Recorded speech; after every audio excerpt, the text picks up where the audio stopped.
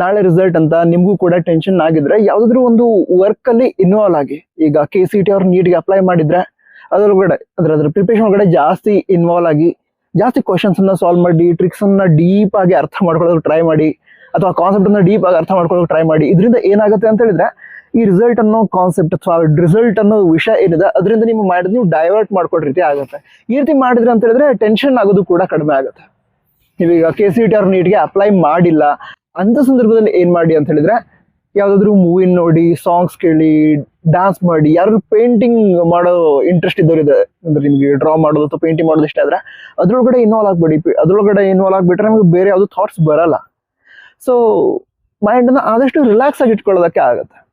ಓಕೆನಾ? ಇಲ್ಲದ್ರೆ ಮನೆಯಲ್ಲಿ ಇರುವಂತಹ ಪೆಟ್ಸ್ ಜೊತೆ ಆಟ ಆಡಿ, ಫ್ಯಾಮಿಲಿ ಮೆಂಬರ್ ಜೊತೆ ಮಾತಾಡಿ.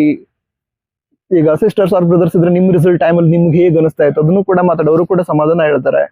Okay, so relax. All the best. ಜೈ ಹಿಂದ್. ವಂದೇ ಮಾತರಂ.